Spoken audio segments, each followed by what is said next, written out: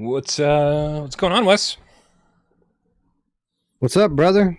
Getting ready to talk some VR, I suppose. Getting ready to talk some VR for the first time this year, and I'm saying first time because I don't think Monday's episode counted. I think most people were like, "Spoilercast, I'm out of here. I got to go play RE4." So that was totally me. Oh yeah, that was totally me. I saw it. I saw it after it was over, and it was like, wow, they did 3.5 hours. What did they talk about? Oh, it's a Spoilercast. Well, guess I'll catch that one next year. Hey, it's good to put one on your watch list, right? I never used the watch list function on YouTube, but to be able to actually put something there, remind yourself to watch it later, good stuff. Oh, I do. I put stuff on it all the time, and I never go back to watch it. Yeah, and it'd be like the most random stuff. Like, oh, I really want to learn about this historical thing that happened 200 years ago, but I don't have 2 hours right now. We'll put it on the old watch list and never get back to it. Yeah, if you're not watching it right away, I think it's pretty safe to say you ain't fucking watching it. True. Yeah, System Critical in the chat. What's happening? He says System Critical 2 coming soon. I saw. I just tweeted about this. If you don't follow me on Twitter, you should at Parole PSVR. His Quest 3 version's looking pretty nice. Can't wait to play some VR Mega Man action when it hits PSVR2. When's it coming, System Critical? When's it coming? Soon. We asked the hard questions here. It's coming soon, and I too saw that it was getting graphical updates, which is cool. It's not a bad looking game already. So yeah, VR Mega Man, I'm down. Yeah. Rockman, let's get Japanese on these fuckers. Rockman. All right, man. Let's start the show. It's dope.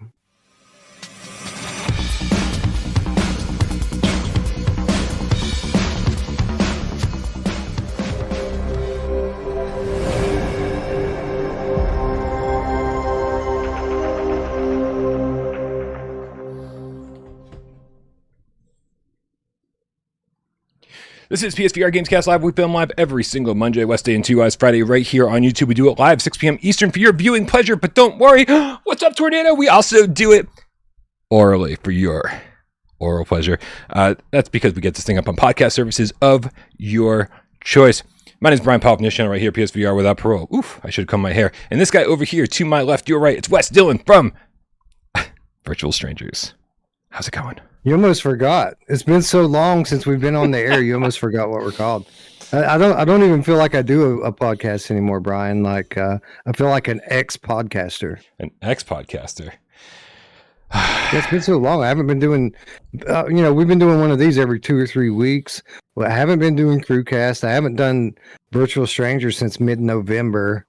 And I'm ready. Honestly, I'm ready to get back to some normalcy because every day is just chaos now. Like, just struggling to stay afloat. I love that you ditched Crewcast. You ditched your own channel. But every fucking week, like clockwork, here he is, everybody, right here on Without Parole. We know where his priorities lie, and we love you for it, Wes.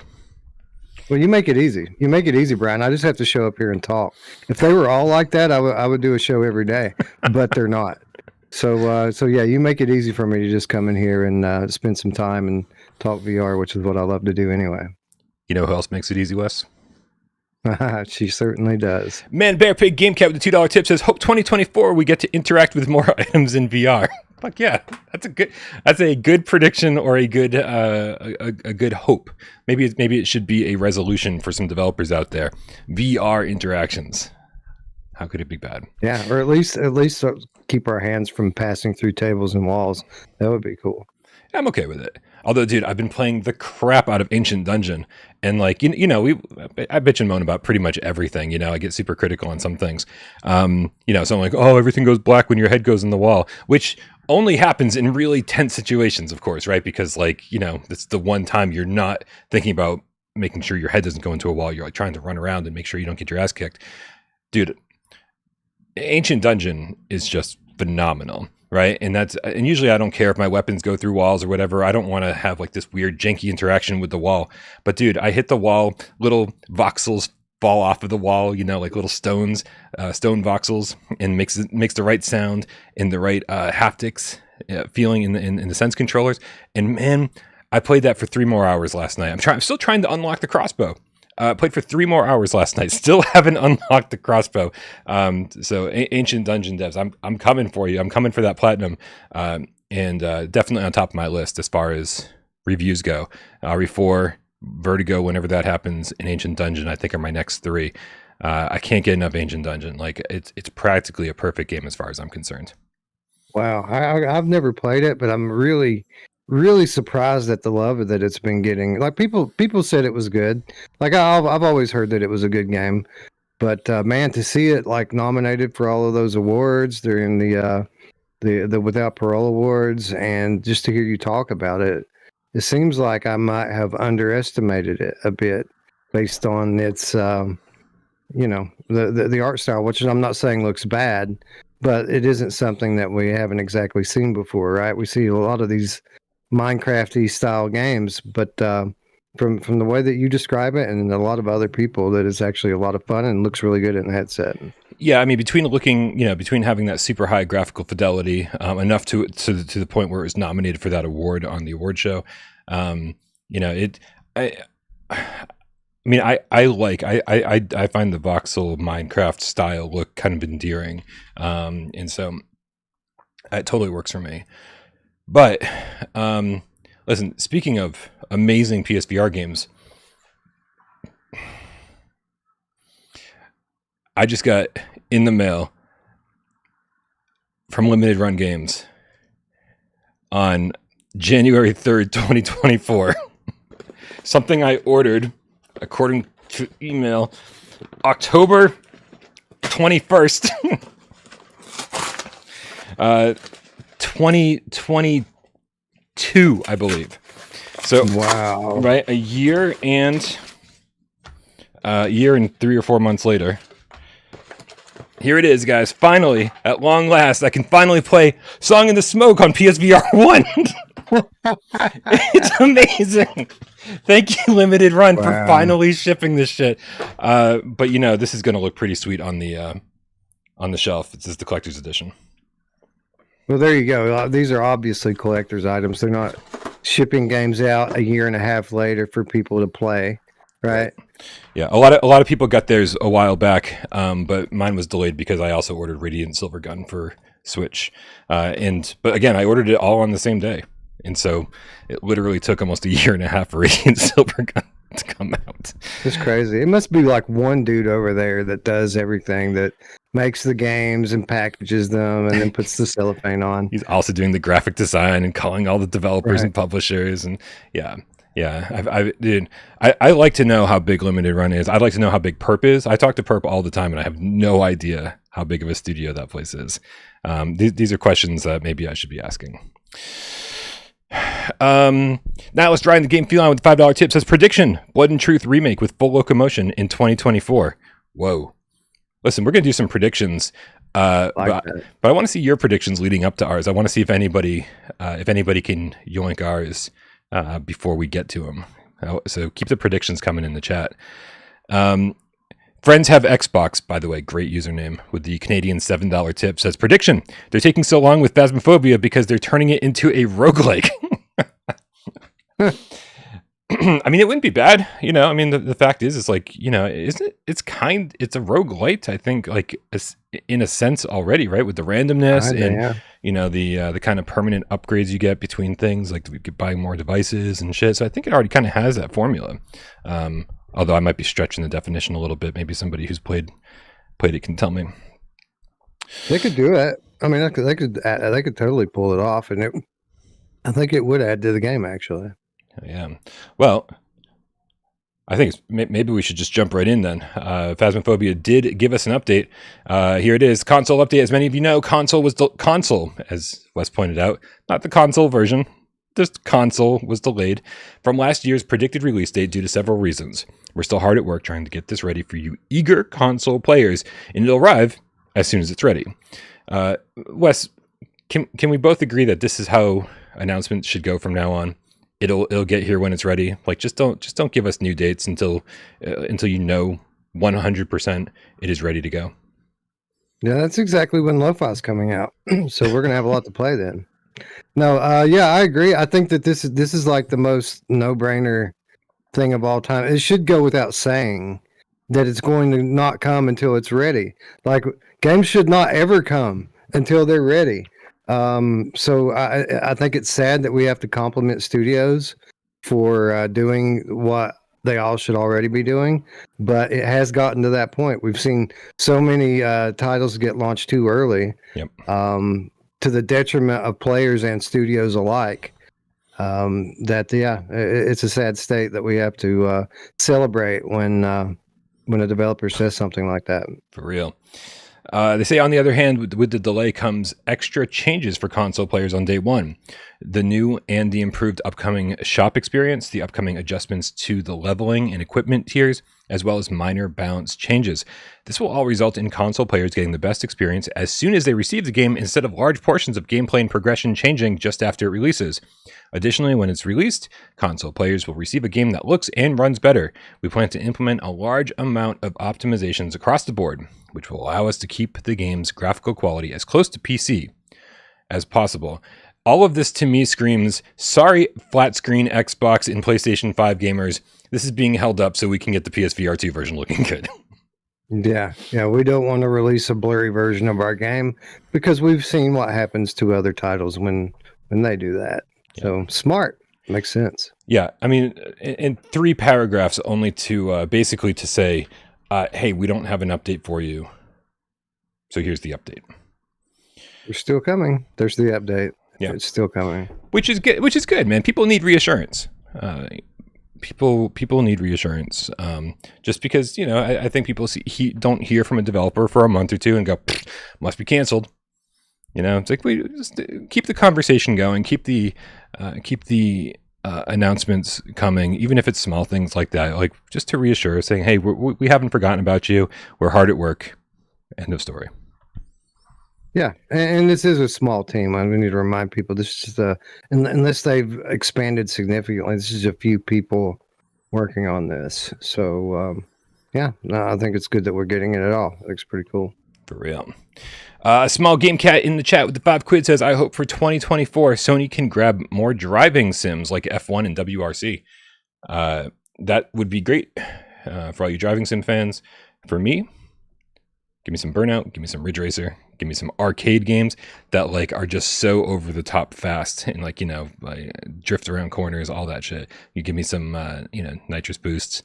This is what I need. This is what I need in VR. So yeah. Kind of a no-brainer too. Should have a lot more of this stuff. Yeah, of all the genres out there that you think would be easy to bring into VR, you're just sitting in a car. There's not like a ton of VR interactions or anything like that. You're just sitting in the car. You just need to switch I'm like, here I am. I'm like, I'm not a developer. So all you have to do, developers, is just switch the perspective. It's got to be more than that, but it can't be much more than that. Crazy. Right. Guys, don't forget to, obviously you should subscribe to Wes over at Virtual Strangers while you're going through the description and clicking links and stuff. But while you're there, make sure you also join our Discord. That's where these conversations happen 24/7. If you're a Patreon supporter and you join our Discord and you're like, why can't I get into the Patreon voice chat?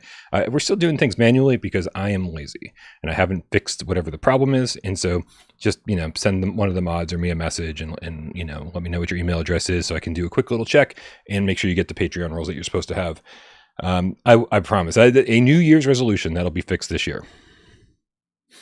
It's not going to happen, Wes. Write it down, ladies and gents. Write it down. We'll have to check back on that. Yeah.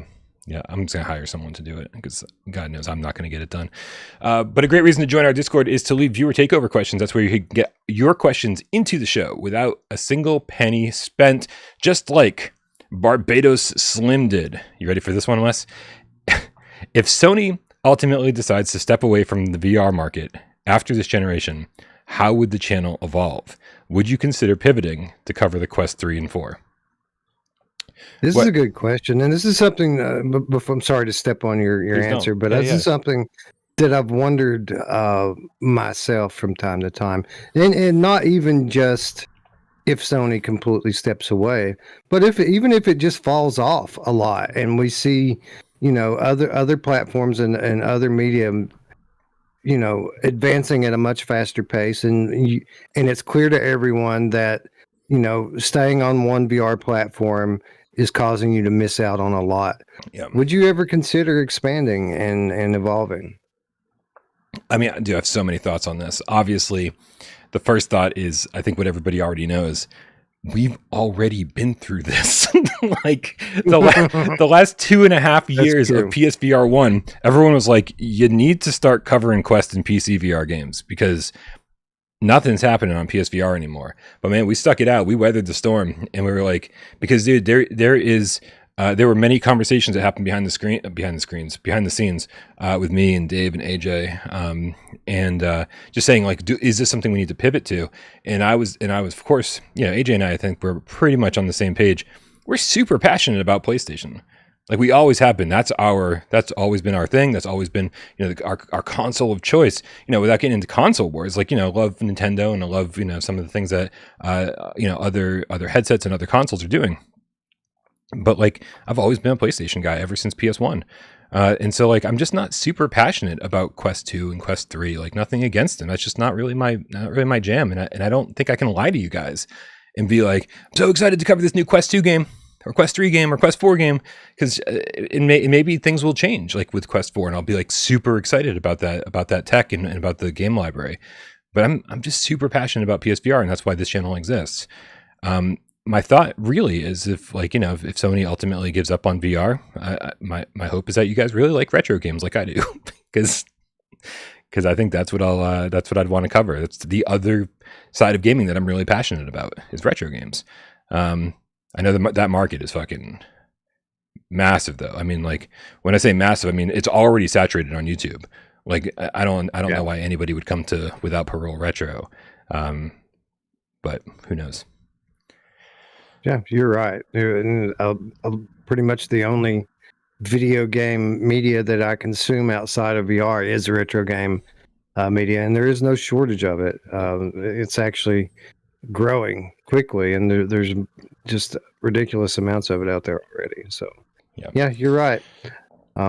So let's hope we don't have to go down that road, right? I hope not. But every so often I do think about it, Wes. I think about like, who's the 55-year-old Brian Paul looking back 10 years saying, remember when I used to be a YouTuber? Remember when that was a thing?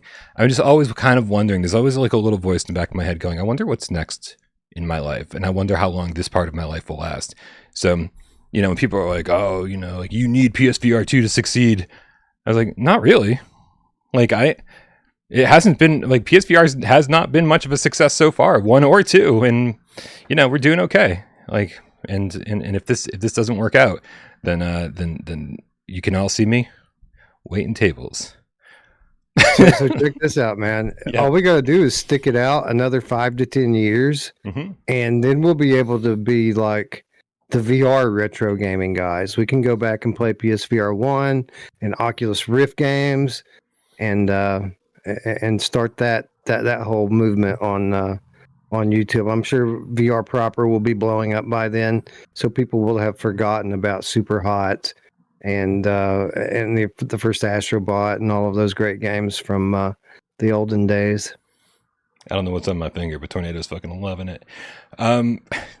Maybe these are questions we shouldn't ask. All right, we got one more viewer takeover question, and we're going to get to the show.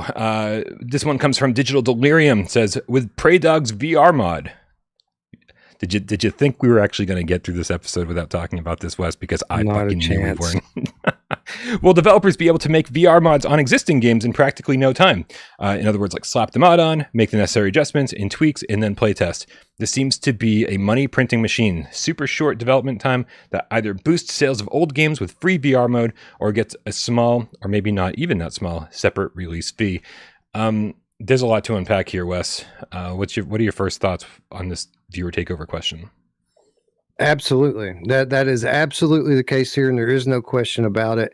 Basically, what Preydog has done here is put a year into VR development for Unreal Engine game developers. A year that they now don't have to. He's built out a tool set, and he calls it a tool set for other modders to build out complete VR mods. But really, the only difference between a VR mod and a VR mode is a letter. And besides that, the only difference is that the VR mode is officially supported while the mod isn't.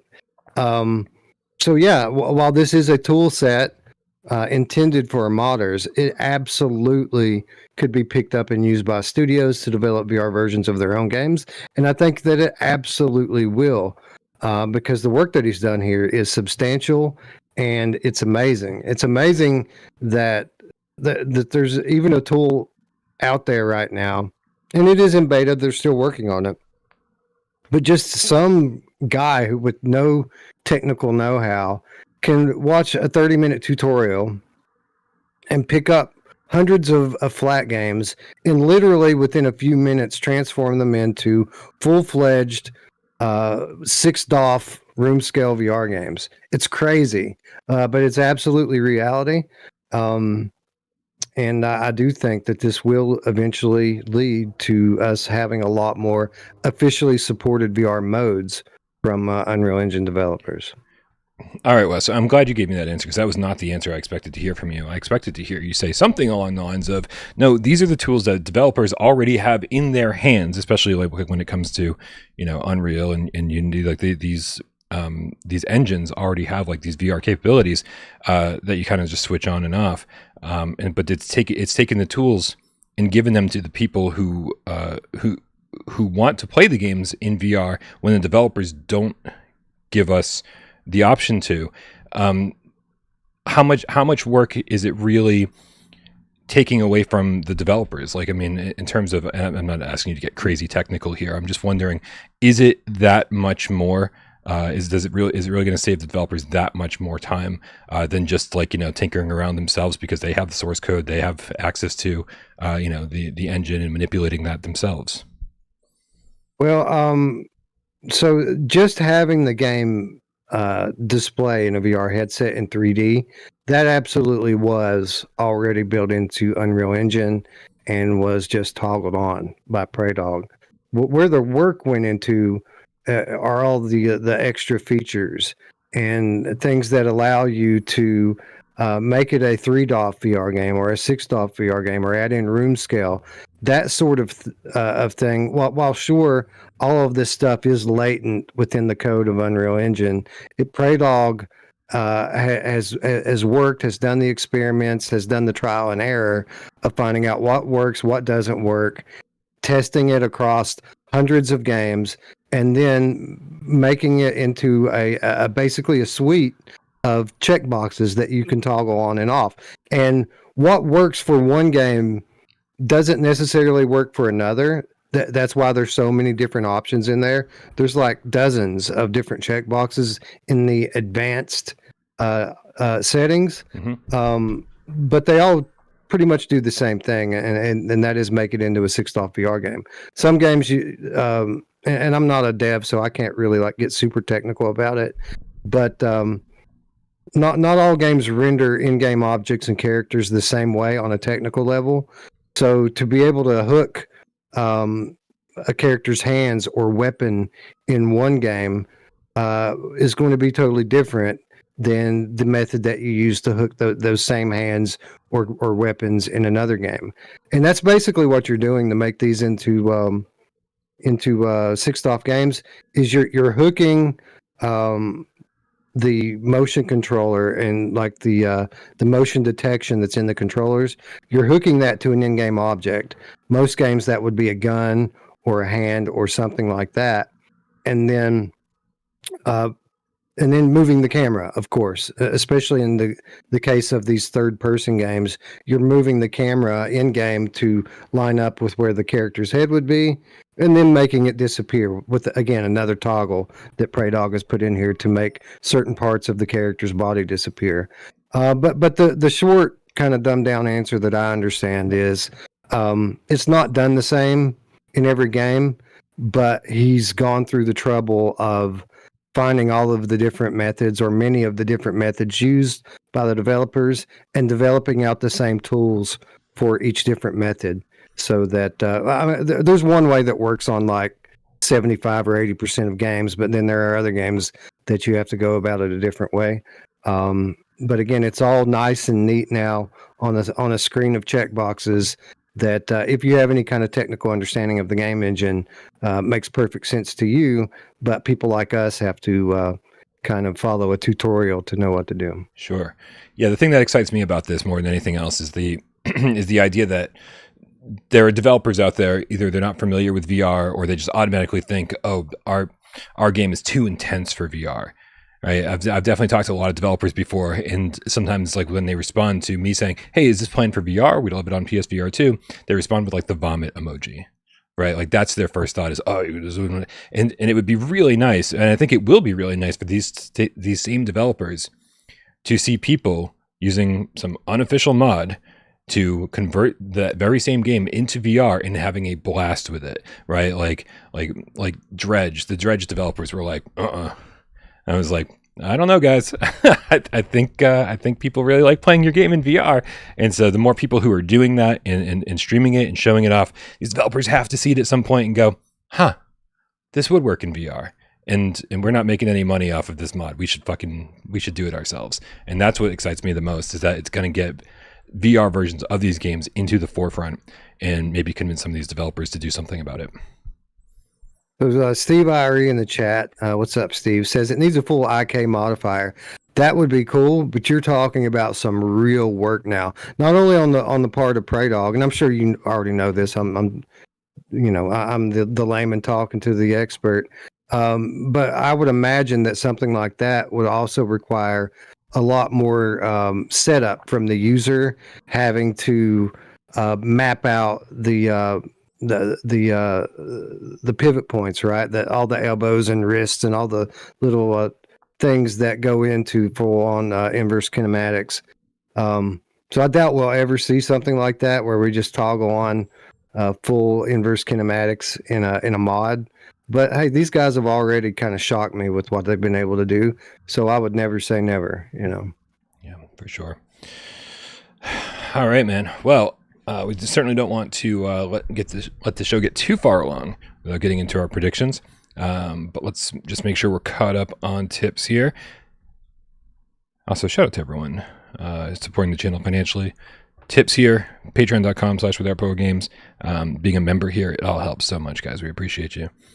I do the same thing with you as I do with AJ. I wait for you to finish coughing, even though you've muted yourself. It's absolutely ridiculous. It's pointless. I need to work on fixing that. New Year's resolution number 2, 2024. Violator, the GameCat Metal Messiah Ringer with the $5 tip says, just wanted to say hi to everyone. Oh, hi. How's it going? Hey. Looper, the Underground GameCat with the €5 says, we all know that all it takes to make this channel pivot is a Nintendo VR headset. Dude, he's not lying, right? No. The fact that I love Galaxy Kart so much and it is 100% a budget kart racer. Like if we get Mario Kart VR on Nintendo, I mean, I'm buying that day one. I am pre-ordering. I'm buying multiple headsets for everybody I know. Like I just want to play Mario Kart in VR. So it's interesting that you say that, and I'm going to pivot off on the question and ask it in a different way. Because I think that your journey through gaming is the same as most of us that are PlayStation enthusiasts. Like we all started on Nintendo, right? We all started with Nintendo, and then which I think you were more of a Sega guy at first. But I was, yeah. The point is that we're all console gamers. Like that's what we are. So journeying off and pivoting off to like a Nintendo VR headset, it isn't exactly the same thing, is it? Which makes me wonder, what if Xbox did a VR headset? Would you be in for that? Would you go buy an Xbox and play those games? They've got some pretty awesome IPs in their stable now. It's all about what they do with those IPs, Wes. 100% is, the reason I'd be excited about a Nintendo VR headset isn't because I think that it's going to be the most technologically advanced headset in the world. Nintendo kind of has a history of not doing that, right? And luckily, their games look great because of their art style on lower powered systems. Xbox would be a completely different beast, and so I bet it would be very technologically advanced. It would be super high res. It would be really good. But it's like, do I get to play Starfield in VR? Because that's how I want to play that game. And so if that's the answer, then yes, 100%. I don't care what people say about Starfield. I don't care if people say, oh, it didn't turn out great. It's 7 out of 10, boring, whatever. I'll fucking experience that shit for myself, and I'll give you my thoughts on it after I spend 100 hours in it. Like, that is but yeah, if So, as long as they're putting these IPs that they now own into VR, which again is something that Sony desperately needs to do more of, then yes, I would absolutely do it. so Starfield in VR, would that be enough to jump you to PC? No. Not asking for any particular reason. No, I haven't been a computer gamer. I say computer because I spent many years of my life programming on Commodore 64. I could program Fluent Basic on a C64 when I was 10 years old.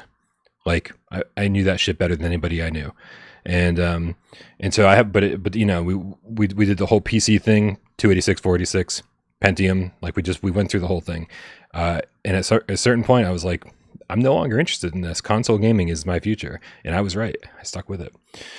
So no, I don't want to go back to PCs. I absolutely do not. Yeah. Trust me, if a Bethesda game could have gotten me into PC VR gaming, it would have been Fallout 4. Already would have happened. Good one. Yeah. That's a good one. Still waiting for it. Still got my Nuka-Cola Quantum ready to toast for when that finally hits PSVR. I think we just marked off one of Brian's predictions. Oh man. Violator, the GameCat Metal Messiah, with the $5 tip says, we need GTA VR, and I would love to see a Big Daddy in VR. Talk about two predictions that I should have had down. These are fantastic predictions, first and foremost.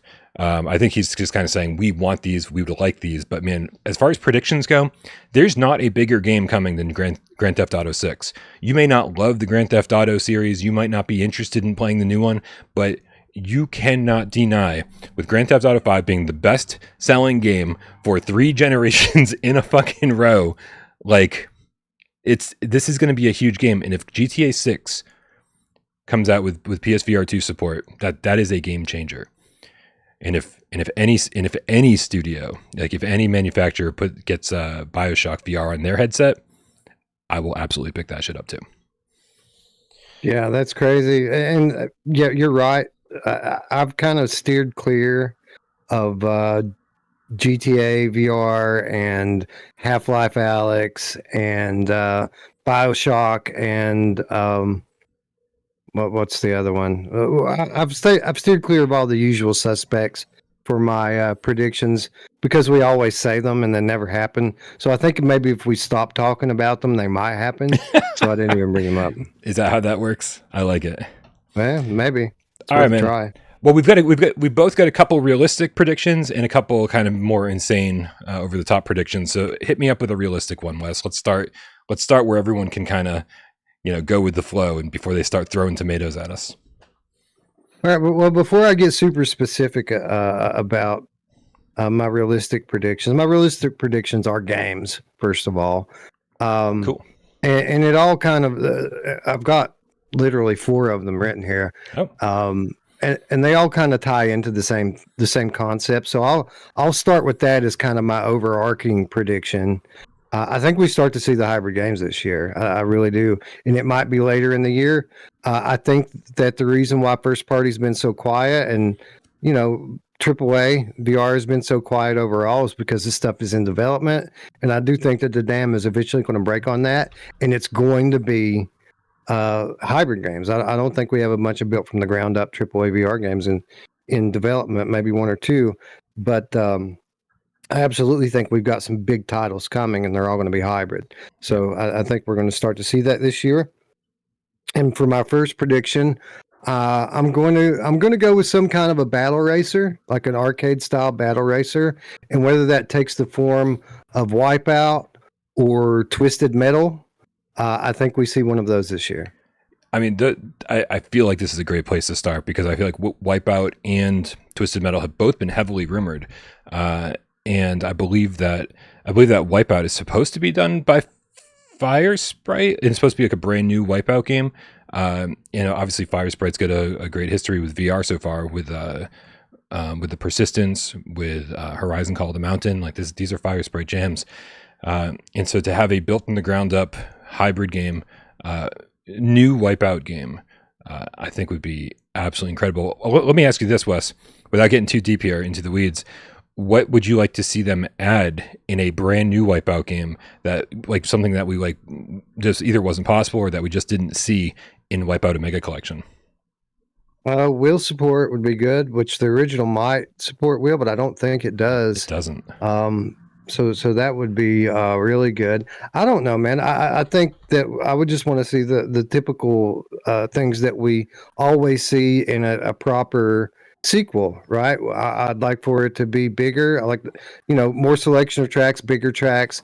I'd like for it to be breakneck fast. I don't want it to be nerfed for noobs like sometimes we see with these bigger budget games. That's really all I want. I want it to be super fast. You don't have to reinvent the wheel for Wipeout, man. The formula's there. Just give it some modern graphics, scale it up a little bit, and let me play with my friends using my wheel, and we're good. It's funny that you said wheel support, because my first thought was I want two hands in the game, right? I want my hands on the wheel. I want to control it this way, and I'm wondering if that's really what I want or not. Hopefully, it's an option.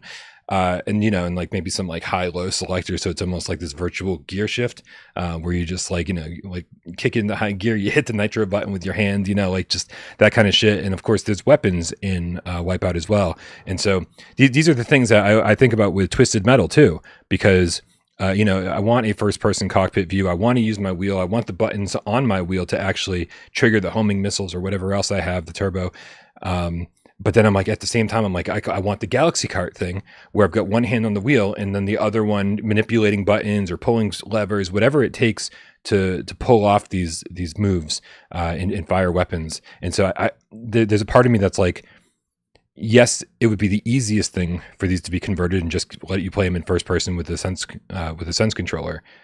But if they're making it like a true hybrid, then I want two hands in there and I want to manipulate everything in first person. That would be pretty cool, but I've never really been a big fan of virtual cockpits and things like that, and having to fumble around and try to use a virtual stick. And I think the reason for that is because typically in these games, I don't want to take my eyes off where I'm going and what I'm doing. Mm-hmm. And since you can't feel the virtual buttons and levers, you have to take your eyes off and look for that stuff literally every time. Now, I'm sure over time, you would adapt, you would get used to it, you would learn where everything's at so that you wouldn't have to look. But I never get to stay in any one game for all that long to get good like that. So I never really have like the virtual HOTUS, so to speak. So I get you. I do like the Galaxy Kart thing. I like having one hand on the wheel and one hand in the game. I think that's the best, the best way that they could go about doing one of these games, but I don't think we're going to see that from hybrids. I think we'll see plenty more of that from like indies. Yeah. But hybrids, especially in a competitive game, I think that they try to keep the playing field as even as they possibly can and try not to put anybody at an advantage or a disadvantage. So I don't think that they would deviate too far in a Wipeout game, especially. All right, Wes. Well, my first realistic prediction, and this is pretty specific, I think. Resident Evil 9 gets revealed. First gameplay footage. And at the end of the trailer, sirens on my end, they show the PS5, Xbox Series logos, and also the PlayStation VR2 logo. It launches day and date with VR support. Day and date. Yep. That would be cool. Yeah, and I wouldn't consider that to be the craziest, most off the wall game to see come to VR, because that's what we've seen from PSVR2 so far, is that this thing is a Resident Evil VR machine. So we know that 9's coming. There are leaks out there already that kind of spoil a little bit of what it's about and what's going to be going on with it.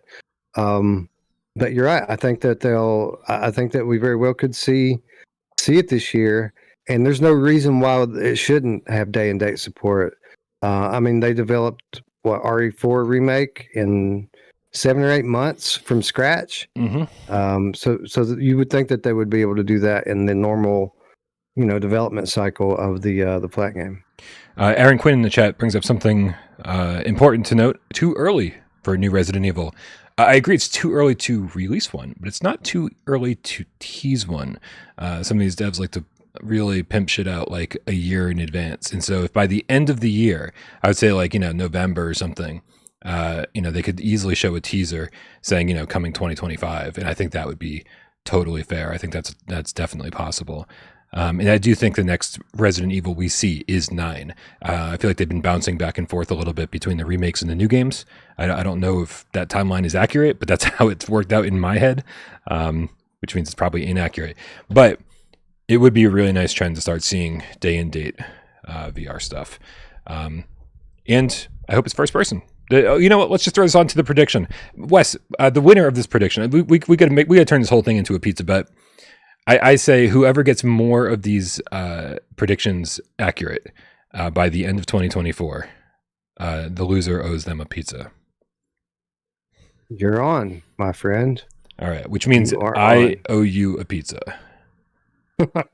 Because some of these are outlandish.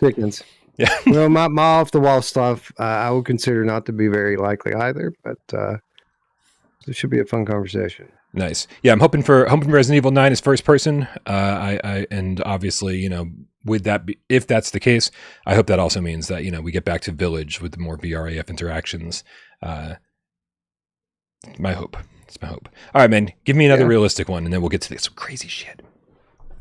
Well, again, I've got, like the first one, I've got 2 titles here, one of them being Returnal, which is an obvious one. We've heard rumors on that. But I'm going to go ahead and say for my second prediction, I want to see a Naughty Dog VR game. And I mean, if I had my pick, obviously that would probably be The Last of Us. Mm-hmm. I would love a Last of Us VR game. I want to be in that world. But I'm hopeful. I'm hopeful that this is possible. We recently saw the studio basically shed the idea of doing live service games so that they could stick to what they do best, and that is immersing people in story-driven single-player experiences. And we both know that there's no better way to do that than inside of a VR headset. So if there really is a hybrid initiative going on within Sony, and we're going to get a new Naughty Dog game in the next couple of years, I would love to see that thing support VR. Well, listen, I think you're absolutely right on The Last of Us being the next hybrid game that we see from Sony first party. And strangely enough, this is going to make me bounce around a little bit because I still have one more realistic prediction, but this lends into one of my insane predictions. And the only reason it's insane is because of the details I've attached to this prediction. Okay. Here it is, my first insane prediction at CES next week. Yes.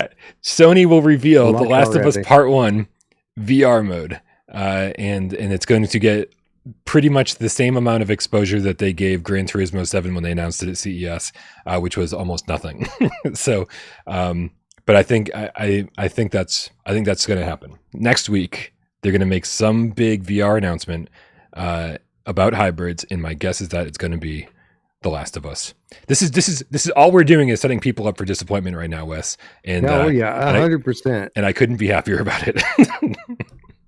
Yeah, I'm hoping for anything next year or next week. I'm expecting something.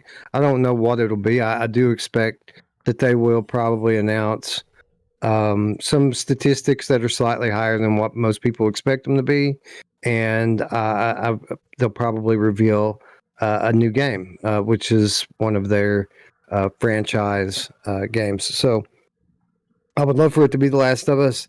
That would be awesome. That would make waves in the industry. That would sell headsets for sure. Gran Turismo, as great as it was, everyone expected that already. It didn't really make headlines like it should have, because everybody already knew that Gran Turismo VR, it was a foregone conclusion that we were going to get that game. Something like The Last of Us, no one is expecting. And I think that people would be shouting it from the rooftops, and people would definitely, PlayStation gamers would buy a headset to play that game. I'm quite certain. Shapeshifter R, the amorphous gamecat, says The Last of Us 2 VR, please. It's a better game. Listen, I feel like why not just? There's only 2 games in the series. Why not start at the beginning? right? And get people to buy The Last of Us Part 1 remastered while it's still, I'm assuming it's still commanding maybe not top dollar, but still before it's like a $10 game or something. Get people to buy that. That will be the version, right? That'll get the VR support. And then this will build up hype. And eventually, you know, when The Last of Us 2 remastered comes out, that didn't already happen or anything, did it? Did it get announced or happen? I don't fucking know, man. I can't keep up with flat screen games. I want to say that they are working on that. Yeah. I'm not 100% sure because again, I'm not a flat gamer, but I seem to remember them taking criticism for working on a remake or a remaster of that game already. But maybe I'm wrong. But again, you know, it's like get people in, get any dude. The HBO series. The HBO series of The Last of Us is like, it just shows that they're going full force into this. They want to make the most of this. They are riding high from insane critical reception of that show, and of course the games have been, you know, universally praised across the board. And so get anybody who hasn't experienced this game yet, give them one final reason to get in. Oh, okay, everyone's saying The Last of Us Remastered is out this month. Perfect. See how much I care about these things when they don't have VR support. Zero. Get these things with VR support. Make it happen. What? You know what they could do, and they could print money if they did this. Although I think they would piss a lot of people off at the same time. But they could remake these games with the likeness of the television characters in it, and that would give them an excuse to sell the same games all over again, right? Huh. But they make it look like the TV show. I would hate that so much, but I think there was definitely a demographic for that. Yeah, also, on the same topic as the HBO series, Silver Nexus in the chat pointed out earlier that the Twisted Metal, a new Twisted Metal game is a must after the TV show. He said a flat game, if not a hybrid, to keep it fresh. That is essentially a dead IP, right? I mean, other than the TV show, we haven't seen a Twisted Metal game in a while. So yeah, I expected a game to drop with the TV show. Like I thought that was just a foregone conclusion when they announced that TV show. Like, we're getting a game to support that. It makes no sense. Why would they do a TV show for a game that hasn't been around for a decade? Right. That makes no sense. However, they already announced season 2 for Twisted Metal, so they've got some time on their hands. You know, if it goes to season 2, 3, 4, you know, they could easily get a game out in the next couple years and be totally fine. You know, hopefully at the height of that series' popularity. All right. I know that I just kind of went, but I do want to get my final realistic prediction out before we dive full force into insane predictions. Sure. Sony will update their reprojection system on PSVR2, making it barely noticeable. However, people will still complain. Yeah, this is something that they'll do and never announce. Like, they'll never announce that they did that. That'll just come in a firmware update, and that'll be the end of it. But people will still be seeing it when it isn't even there. Like, it'll be basically like Meta's reprojection is, where you can see it once in a blue moon, but that'll be enough for people to complain about. Well, I think a lot of time right now, people are just seeing any kind of visual artifact and calling it reprojection anyway, when it's not. So yeah, you're probably right. They probably will fix it at some point, but it won't matter because no one will know. Yeah. I don't know if everybody's eyes are different. I have no idea like what people are seeing, and you know, people are claiming Mura on in certain games where I'm like, absolutely fucking not. But then, you know, they're saying that each headset's different on top of that. So it's like, you know, it's really, really difficult to gauge what's really happening out there because my eyes are different than your eyes. My headset could be different than your headset. And so I don't fucking know, dude. I don't fucking know. It's a weird time that we're in right now. It's a good point. Old Dart says Sony's solution to reprojection is PS5 Pro. Well, that could do it. I don't know, man. I don't know. I don't think reprojection is going away anytime soon. Even with PS5 Pro.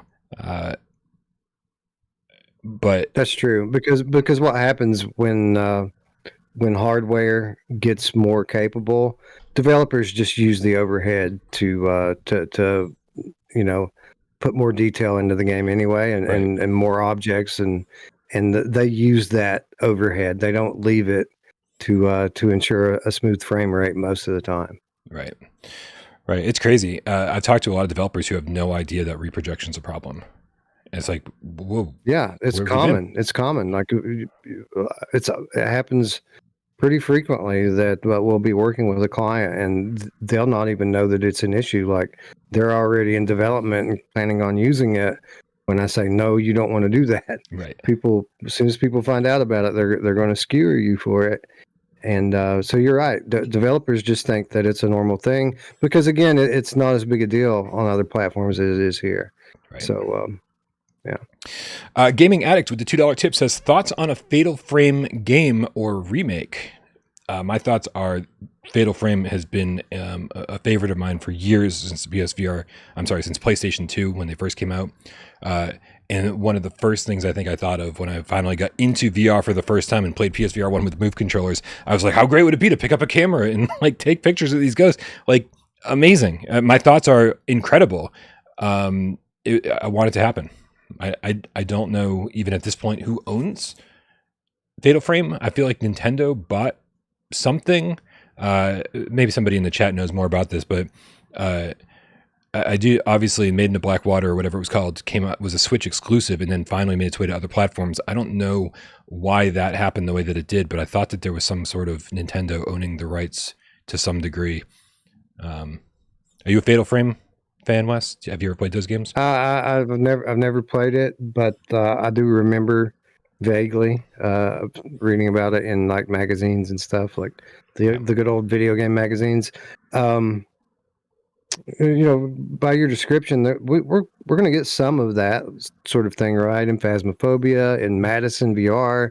It may not be structured exactly the same as Fatal Frame was. I'm not sure, but there's some of that going on in some of these upcoming games. Maybe when Nintendo puts out their VR headset, give me just another reason to buy the thing. I love it. And then Pietrek F with the 12 Plantain says Metal Gear Solid 1 remake rumored as sirens on my end as PS5 exclusive. Metal Gear Solid 1 remake rumored as a PS5 exclusive. Bring a VR mode. Yeah, what was it? God, what's the somebody had created a first person Metal Gear Solid like mod on Bone Labs or Boneworks, something along those lines. I've got this all wrong, but there was video floating around on Twitter about that, and it looked like the PlayStation 1 graphics in Metal Gear Solid. And I was like, this is all I need. Like, it doesn't need to look better than this. I'm fucking happy with this. Please release this. Make that a thing. Love it. Well, but for what it's worth, Bone Lab was supposed to be coming to PlayStation, wasn't it? I'm pretty sure that they said that they wanted to do that, and it's been a while since that game came out. So yeah, they said could be something that gets announced soon. Was it Stress Level 0? Is that them? That's them. Yeah, they'd said depending on what the controllers are like for PSVR2, they would consider it. And then the controllers were like fucking the best controllers we've seen in VR. So fucking yeah, these are all sorts of games just like that have been announced or hinted at by all these developers.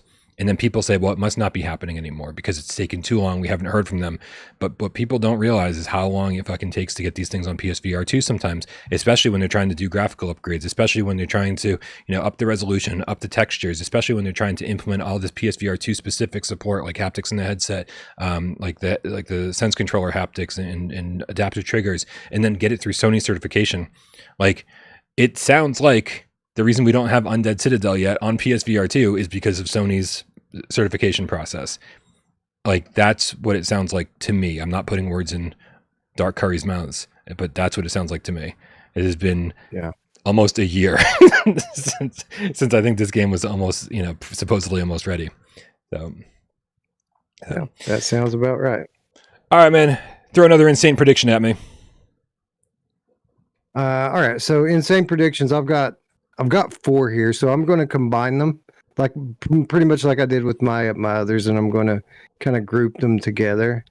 And I for the first one, I'm going to say we're going to get a couple new game modes for PSVR2, just hardware game modes.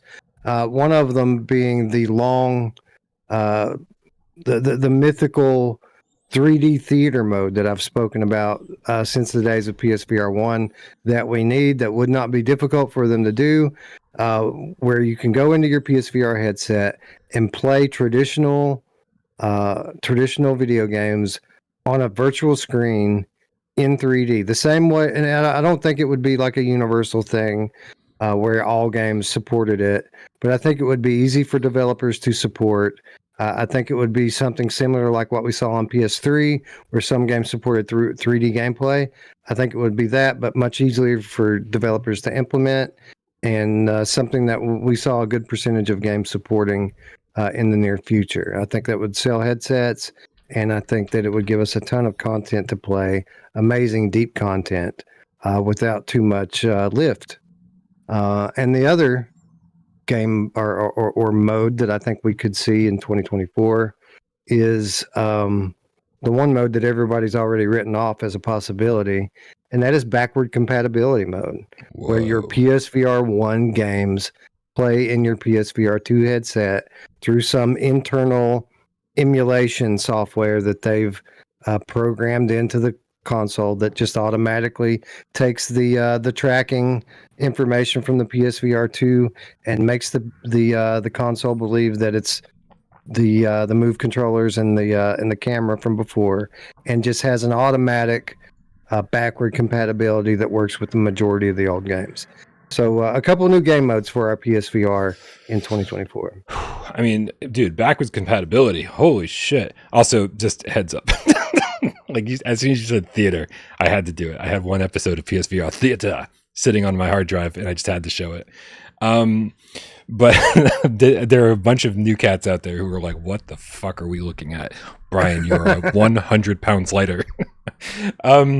This dude, backwards compatibility. It's so funny that you bring that up, because that is something that 100% has disappeared from my wish list, my want list, my hopes and dreams. Just it was shattered long ago.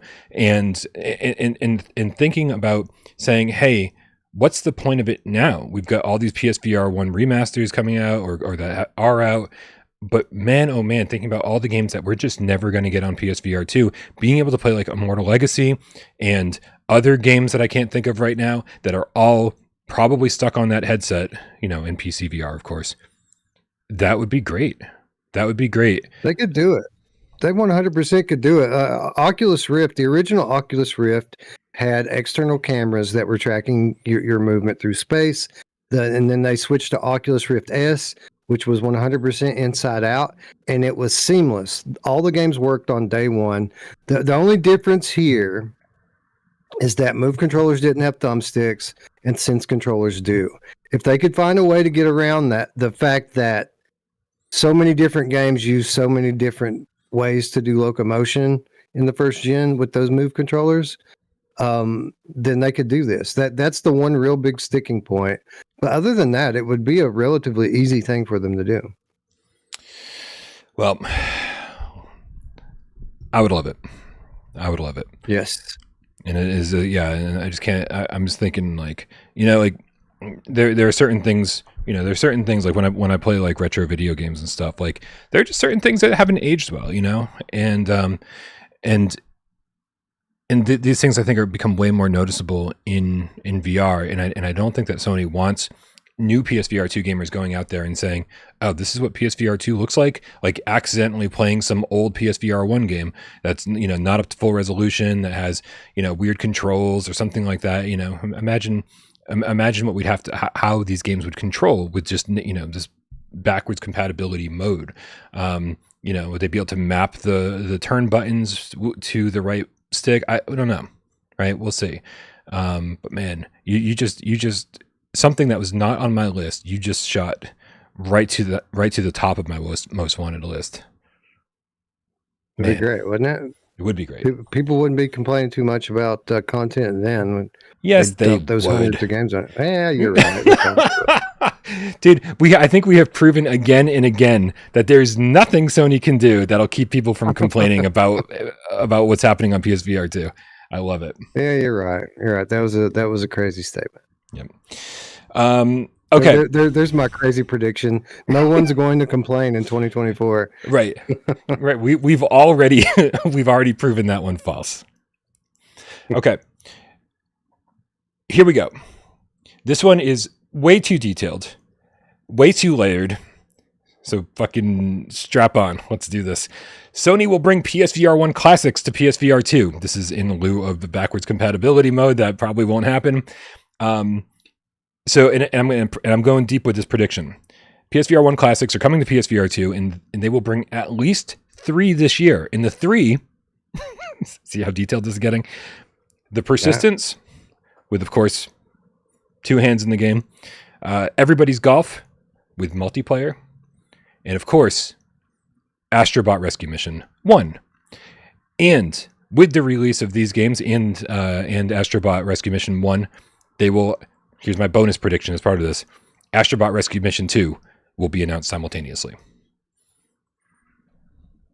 I think that's coming. I think that's even a possibility for the press conference stage next week, which, by the way, ladies and gentlemen, that will be taking place on Monday evening, and I will be there. So hopefully we get something good. I absolutely think Astrobot 2 is coming. I think 100% it's going to be a hybrid game. I think they're going to do things that we're not even thinking about right now, as Team Asobi typically does, and they're going to use the technology available to them to the utmost degree. So I don't think that part's too crazy. I would love to see these PSVR1 classics coming out, though.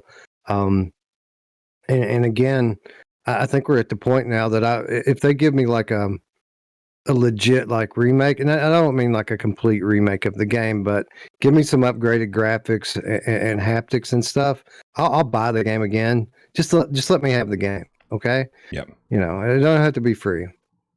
Yeah. Yeah. I mean, trust me. We've talked so much about, PSVR1 upgrades and whether they should be free or whether they should... Okay.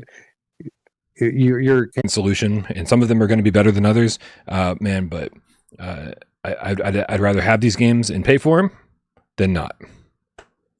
Yeah, the chat is losing us. Apparently, the stream is dying. Well, maybe it's just that the glitch that I just saw happening 20 seconds later on YouTube. Maybe. And we're back. Hopefully. Well, let us know in the chat if you're. Okay, yeah, we're good. back. Perfect. Thank you, guys. Appreciate it. All right, yeah, lots of PSVR1 games, man. Like that's strangely, that was a big part of both of our predictions. PSVR1 games, whether they be in backwards compatibility mode or whether we just get them as remasters or whatever. It's obviously something that a lot of us want, and it's obviously something that I think Sony would be insane for ignoring. They put a lot of money and a lot of time and a lot of effort into creating these really classic VR games, some of the best games that VR has ever seen, and to let them just die on the old headset, I just don't see it happening. And so giving us access to those would be amazing. You actually said you got a lot of predictions, right? Like, do you have a lot more? Because that's kind of everything I have. I have 2/1 more. I have 2 more that I can put into pretty much one, the way I did the last one. Let's do it. And I saw Matt Longo in the chat a moment ago. I bet it was positive. It's always positive. Say that Xbox is on life support and that they weren't going to have a console coming until 2028. And I disagree. I think Xbox is in a really good place right now. And sure, while their sales numbers right now are just a fraction of what Sony's are, yeah. I think that Xbox is in a really good position going forward in terms of the studios and IPs that they've picked up, the way they're ahead of the game when it comes to cloud technology, and the fact that they don't have a console coming to this day or that day. I don't think consoles matter too much to their overall strategy anymore, because Xbox games are playable on PC now. So consoles are just for the people who don't have PCs, and more people are having them. So I think Xbox is set up. They're ahead of the game on cloud. They're ahead of the game on subscription services. they're the one actually revealing upcoming games that people want to play, while Sony's just showing people Spider-Man. I think Xbox is in a good position, and that leads into my last Ooh. prediction, which is that we see PlayStation PC this year. That we start to see Sony do something similar to what Xbox is doing, and making their games available on Steam, or maybe on a proprietary software that you install on your PC. Maybe they even have their own PC storefront where you can play Sony games through your computer. Your DualSense already works on computer with all of its features, and that would also include being able to plug in your PSVR2. Sorry, Ivy. Right. Way to waste all that time. And but before we discuss that, I also would like to add in my other crazy prediction, which is that's also going to bring about a social space, a metaverse, if you will. Wow. PlayStation Home 2.0, which is much more like a VR chat than the original PlayStation Home, where people can go in and hang out with people in a virtual space. I think we could even see some form of body tracking through use of the PlayStation HD camera, in conjunction, of course, with the cameras that are already on the thing, and the eye tracking. So a lot of the stuff that PC players pay a lot extra for to have all these movements and things in VR chat, PlayStation already has the capability of doing if they would just take advantage of it. And I think we might see that, like a PC suite with a metaverse social space for PlayStation players and PSVR2 gamers in 2024. It's totally going to happen. I mean, that would absolutely make sense. Expand their PS Plus audience to PC gamers. Expand, the PlayStation VR2 audience to PC gamers. I mean, the number of people that we've seen who wanted PlayStation VR2 support, PC support for PSVR2, was astronomical. Like I was so confused and shocked that people wanted to use this console headset on their PC with the type of things that are available on PC. But being able to just, I understand now that people have explained it to me that they just want to like unplug it from their PlayStation 5 and plug it in their PC and be like, oh, here you go. It would make a lot of sense, and I think that you're absolutely right. I don't think it would be Steam or Epic. I think this would be the beginning of them having their own PlayStation store, their own separate site. And that would make the most sense in order for them to get all the revenue, right? So they don't have to share the revenue with Epic, and I know that they own part of Epic at this point, right? They've been buying shares constantly over the years of Epic, and now they own like 3% or 10%, something like that. It's something crazy. Yeah, I think that's how that would work, and I think it's the only way that getting PSVR2 support on PC would make sense too. I like that prediction. And especially since they know, especially since they've seen Xbox, it's working for Xbox. So I think that's what a big part of it is. So the foolish optimist says that NVIDIA cards don't support it. And what he's talking about is the way that the PSVR2 headset plugs in with one single USB-C that handles basically DisplayPort over USB and powering the headset at the same time. They could get around that. For people who don't have graphics cards that support this type of technology, they could sell a very cheap like a dongle or something. Dongle that allows you to draw power from an outlet instead of from the PC itself, and that would work just fine. Man, it sounds good. It sounds good. Also, just to you mentioned, at the beginning of this prediction, which I fucking love. It's a great prediction. We talked about Xbox and how they're doing just fine. I mean, Xbox has never won a generation of consoles, and they've been fine. They have, and I don't want to hear about your 360 PS3 nonsense. Sony won that generation clearly at the end.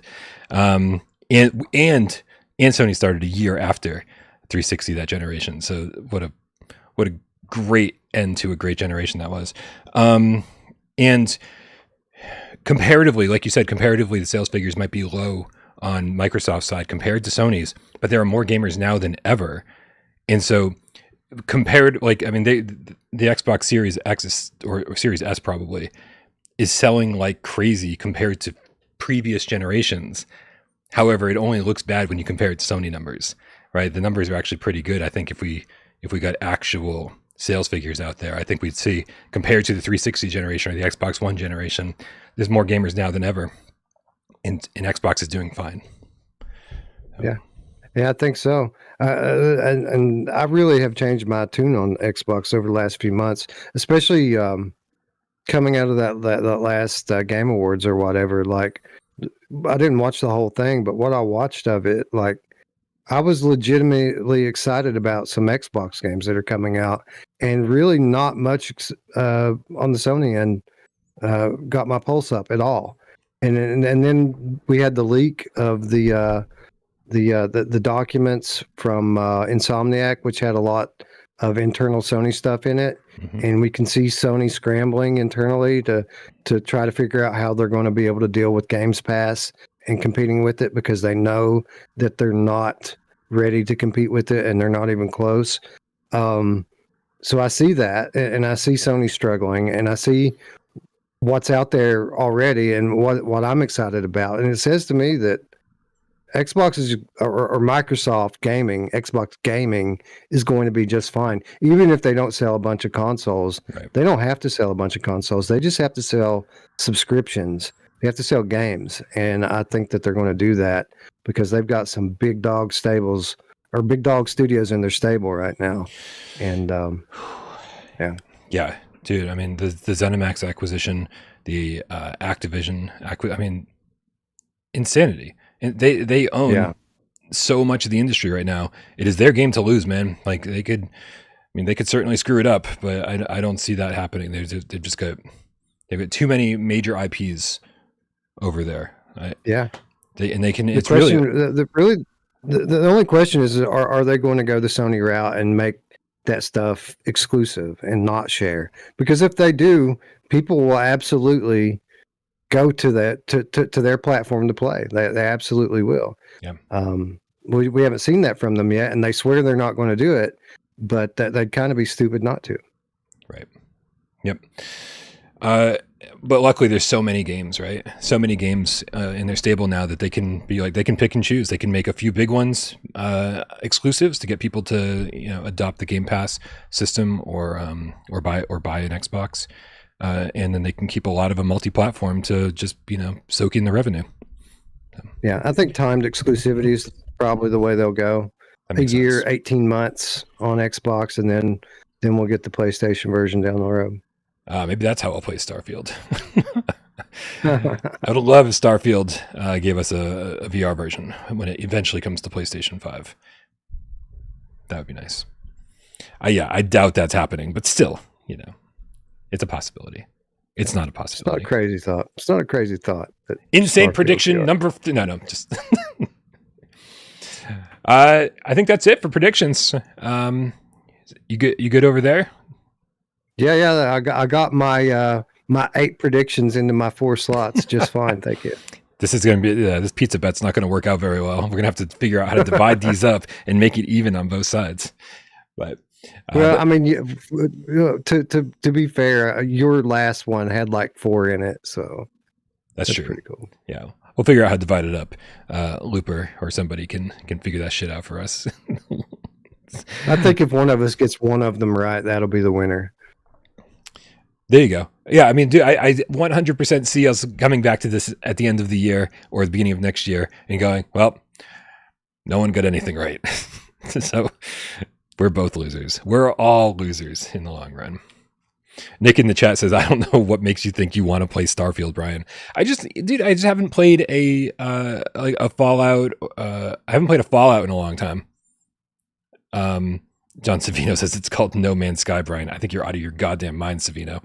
Like, Starfield is the anti No Man's Sky. It's like hey, we're going to focus on story and way less on exploration. And I'm like, that's kind of what I'm looking for.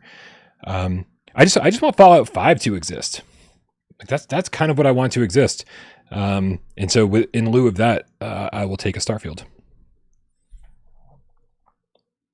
And Fallout 5 would be incredible. I mean, we have so much like real life stuff right now that could lead to the apocalypse, that post-apocalyptic games could have like the most awesome and awesome like plot lines that really hit home right now. Why do I feel like you're a doomsday prepper, Wes? Do you have a shelter with it stocked up with canned goods and stuff? I'm not that far gone. I do have some food though.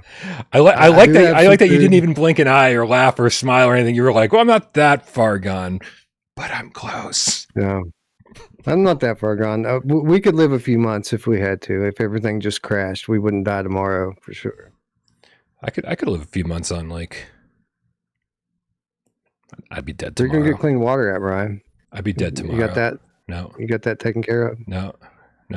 If I had clean water, I'd be making coffee, and you fucking know it. I'd be like, this might mean I'm lasting a few less days, but they're going to be good days, that's for sure. All right, man. Let's do a little 20 questions, and then we'll call it a day. You guys know how this works. Well, maybe you don't know how this works because we haven't done it in like 3 weeks. But it is time for some 20 questions. Wes is thinking of a PSVR 1 or PSVR2 game, and it's up to us, meaning me and you guys, mostly Looper, to figure out what PSVR 1 or 2 game that is. We only have 6 minutes on the clock, which is the hardest part of this. And if I could just find that timer, we'd be good to go. You got your game picked out? Yeah, pretty sure I've done this one before, but I'm not 100%, so I went ahead and picked it again. Good hint. I like it. On my mark, get des, go. All right. Standard questions to start this thing off. Is this on PSVR 2? No. Okay. So we're going to go with PSVR 1. Let's narrow that down even further. Is this a PSVR 1 exclusive? Is it on other headsets? What's the deal? It is on other headsets. Okay. PSVR 1, non-exclusive. Would you call this a puzzle game? Yeah, kind of. I think so. I mean, it's not like super heavy puzzles, but if we had to put a genre on it, it would be puzzle game probably. Okay. Interesting. Yeah, that's a good idea, guys. Let's figure out what the vibe is here. Is there any horror element going on here? Intruders is a horror game, Wes. It's not, but this isn't Intruders. I would say no, that this isn't a horror game. That there's probably a couple of tense moments in it, but it's not a horror game. Do you do a lot of shooting in this game? And when I say shooting, I mean guns. Boom, boom, boom, boom, boom. No guns. No guns. Okay.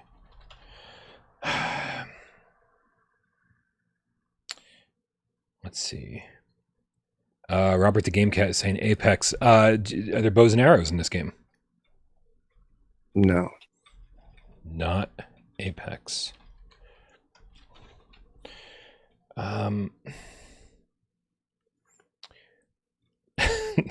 Silverneck saying, what the bet?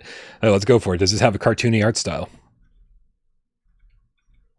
I don't think so. I think they're going for realism here. All right. So we'll go, yeah, and it's also PSVR 1, so it's definitely not what the bet, but still. They're going for realistic, PSVR 1, not exclusive. There's definitely puzzles in it. Let's see. Man, I like Barb Zarkov going for Zing the Land Beyond. I don't even know where to go with that.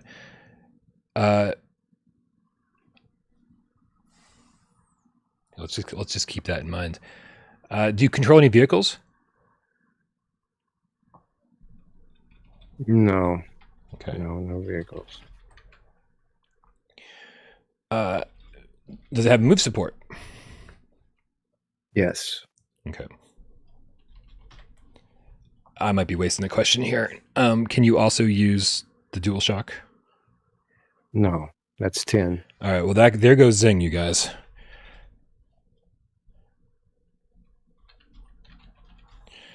Okay. Oh, good question, Mark. Pringles Leap is asking if it can also be played on the flat screen. No. Okay.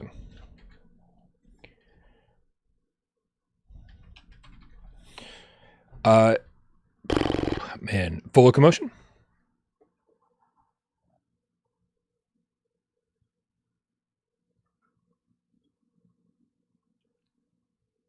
Yes, you can move freely in any way that you want. Yes. Okay. All right. Parasite is asking if it's an adventure game. I like that. There certainly is that aspect to it. I wouldn't call it some grand fantasy adventure, but there's some adventurous. I'm not going to count that question because it's not what I would call an adventure game. Okay. But there's a bit of a sense of adventure to it. But no, not an adventure game. But we won't count that question. All right. It can't be the Assemble, you guys, because that has support for both controllers. But let's go with that though. In terms of, is it sci-fi? It is sci-fi. All right, here we go. We're finally getting moving here. Sci-fi. There's puzzles, somewhat of an adventure. Move controllers. They're going for realism. Wait, does anything rule out red matter? Man, let's just let me just ask: does this take place? I'm sorry. Was this developed by Vertical Robot? No. Damn, not red matter. And I'll reiterate, while it's technically a puzzle game, it's not like a hardcore full-fledged puzzler. Like, it's got some if I had puzzles. to put a genre on it, it would be a puzzle game. But I mean, it's not something you look at and go, "Oh yeah, that's a puzzle game." Yeah, it can't be Separation Photo Nutter because that doesn't have move support, sadly. Yeah, good point. Red Matter's on PSVR2. Was this a good game? Is it on top? Do we ever consider this for top 25? I would say that it's good. I'd be surprised if you all ever put it in top 25 for reasons, but it is good. Interesting reasons. Did this come out in the first year of PSVR 1? 2016 to 2017? No.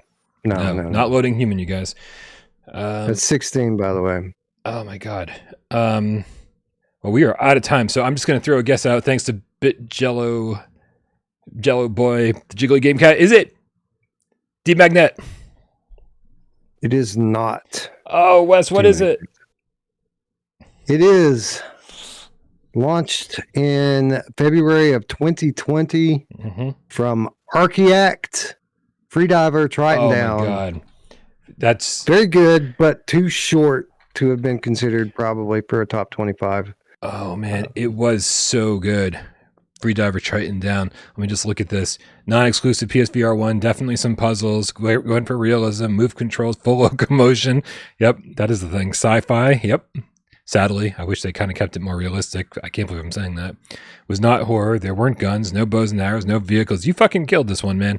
You killed this one. There are no one should have any complaints about this game of 20 questions. That is a good shout. I liked Freediver. I want to see more Freediver. It seemed like a game that they really were pushing because they had this like audio podcast type thing that was expanding on the lore. And I was like, well, why not just make chapter 2 or something and keep expanding on the game. That's what I wanted. They kind of were a studio that was struggling to find their identity until they put this out, and they realized that they're pretty adept at doing story-driven games. So I think they started to go down that road. They, like you said, they did a lot around the backstory around Freediver, a lot of stuff outside of VR, and I think that put them on the path to doing something that's heavily story-driven, science fiction. But I think somewhere down the line, they pivoted off of doing their own IP and their own story, and then had the opportunity to pick up Foundation, Isaac Asimov's Foundation. And that's why we eventually got the very story-driven Journey to Foundation, which is again, pretty deep on a narrative level. Yep. So I think that is our Freediver 2 that we never got. Well, if anyone's still playing their PSVR 1, this game was a lot of fun. Love the controls, especially the swimming and all that, grabbing onto rocks, pulling yourself around. Felt great. Usually goes on sale for like $7 or something like that. So next time it's on sale, check it out. It is on sale. It's on sale right now. Why am I not surprised? I think there's a lot of things on sale right now, which we should probably look into at some point, but we are out of time for today. Thank you everyone for hanging out with us. Thank you, Wes, for hanging out. Shout out to everyone who supports the channel. Dude, my mods are fucking awesome. Thank you guys. Like, they don't get enough love. Even for me. Like, I just assume that everything's cool. And I'm like, oh wait, how are you guys doing? Also, Looper, who keeps track of the 20 questions stuff. Rypop, who uploads this to podcast services of your choice. Sci-Fi Gamecat Henry, who puts timestamps into this show after the fact. Everyone who supports the channel financially over here by being a member, by tipping during the show, by being a member, supporting on patreon.com/withoutparole guys. But you know what? Money's not the most important thing. You guys being here is the most important thing. So please come join our Discord, come hang out, shoot the shit like that. That drives me far more than any $sign ever will. So thank you to everybody out there, whether you talk in the chat or not. I used to be somebody who never talked, if you can believe that. Same.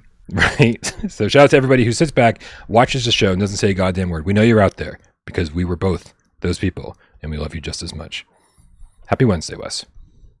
Happy Wednesday, Brian. Happy Wednesday, Game Cats. See you as soon as possible. CES. Let's go. Oh, fuck. I hate when I miss the button. Let's go.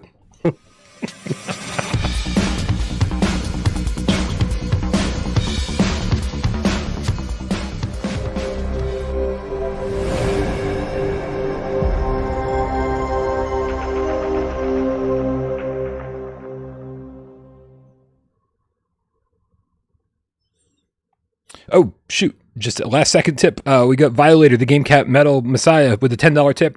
Says, great show, guys. Brian was wondering what helps the channel more, tips or gift memberships? Yeah, I think tips. I don't honestly know, man. Like this, again, this is the stuff that, like, I bet if you ask any other YouTuber, they probably pay attention, like close attention to like what helps the channel. Like they probably dive deep into their analytics. They know, like, financially what's the best thing. They probably know, how to headline things properly and when to clip out things from shows and make their little shorts and that kind of thing. Dude, I don't know any of that. I know nothing. Yeah. All I care about is go ahead. All I know is that PayPal donations are better than everything else because everything else takes a big chunk, like half of your money goes to the platform holder, whether it's Patreon or YouTube or what have you. But PayPal, you get all of it. So I always like try to throw that in there, even though I very rarely get PayPal donations. Yeah. But that's the way to go. I just like giving people credit for their donations, and so PayPal keeps me from doing that. I want to make sure that they either have like a little icon next to their name, showing that they're a member, or that they get listed in the Patreon scroll at the bottom. And so, it must be a little different for you. Your channel's so much bigger than mine. Like I've got someone in my community, for example, that gets Patreon privileges because they pay for it on PayPal. So basically what he does is once a year, he comes in and says, okay, so what does a year of Patreon cost? And he just PayPals it to me. And then he gets everything that the patrons do. It gets his name on the screen. There's too much. Yeah, there's way too much for me to keep track of in that sense. Yeah. Right. I just want to shout out to Jonathan, the Parole less virtual underground wise stranger. Too wise stranger. I said, just noticed Zoltar. Amazing. Yep. That was the very first thing I put into the thumbnail was Zoltar from the movie Big, because it's our 2024 predictions. I think that's a good note to go on.